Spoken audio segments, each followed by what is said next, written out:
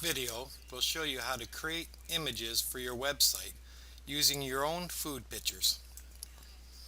One of the most important things when taking your picture is to ensure that all pictures are the same. We use a tripod here and put it on an angle and leave that camera in that place. Then we take the picture of the food and everyone's on the same angle in the same location.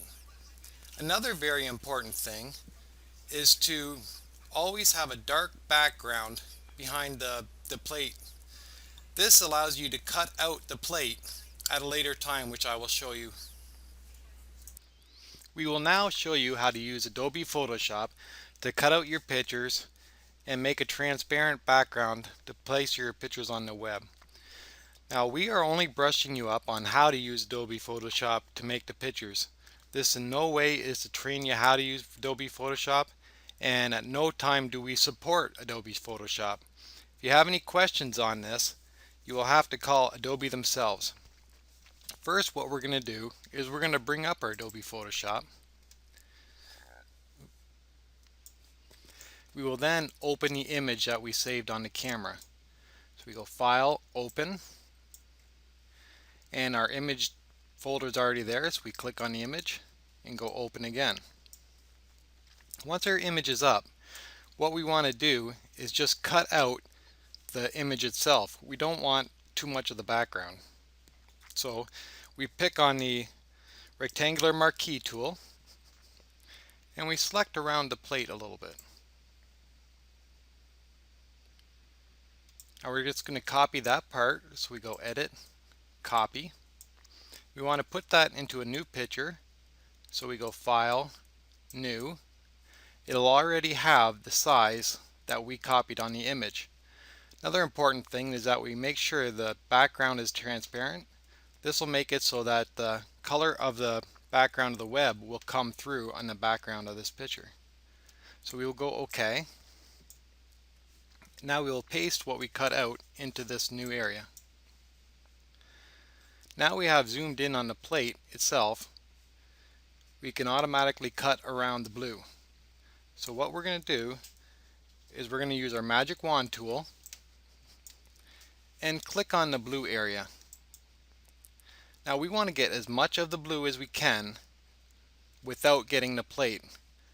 What you can do is move around the tolerance so you can get more or less depending on what you have selected. For instance, if I go down to 10 and pick it, I get very little. If I go 60 and choose it, I get almost perfect. So that is what I want. So now I'm going to select that. I press delete. Now that deletes that part. Now we have to go to the darker area. Press delete again.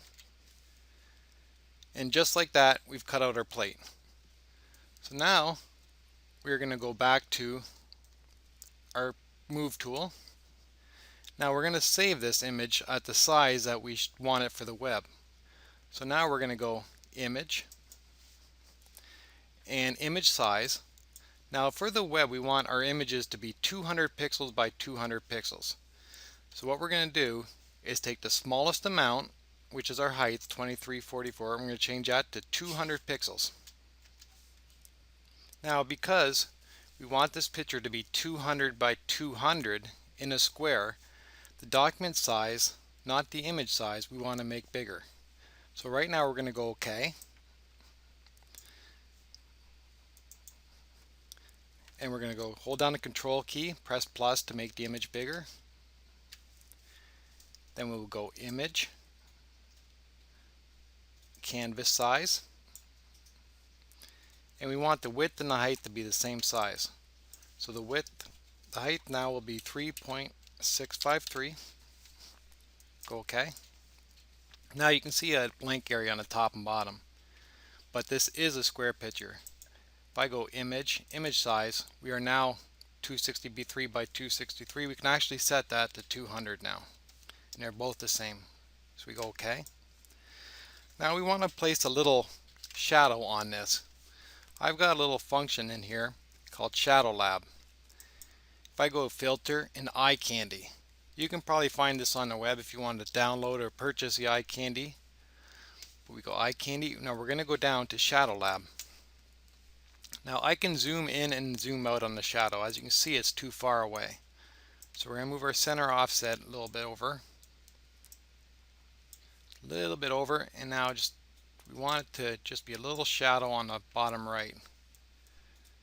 So we just play with the different buttons until we got the shadow we want.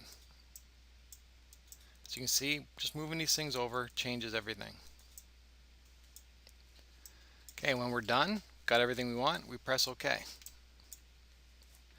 Now we can take this image and save it for the web. So I go File, Save for Web. By going Save for Web, we're going to make a smaller image that shows up on the web, but in a nice format. When we go Save for Web, we get a new screen. Now it's important that when you save them, you should save them as a PNG file. PNG files allows you to have transparent backgrounds. That's the area with the checkerboard around the plate. Now if you use a transparent background, whatever is in the background of the web will be the background of this plate. Okay, so I've already got PNG set and I've got transparency turned on. So I go Save. And I just name the image. We're going to call it BLT. Okay. Now we are going to put it in our TrimPOS Flash Data Image folder. By putting all my pictures in that one image folder, I'll know where they are when I go to select them in the Flashpoint. I go Save. Then I am done my picture. Now I can close Photoshop and set up the Flashpoint part. Thank you for watching the video on how to make images for the web.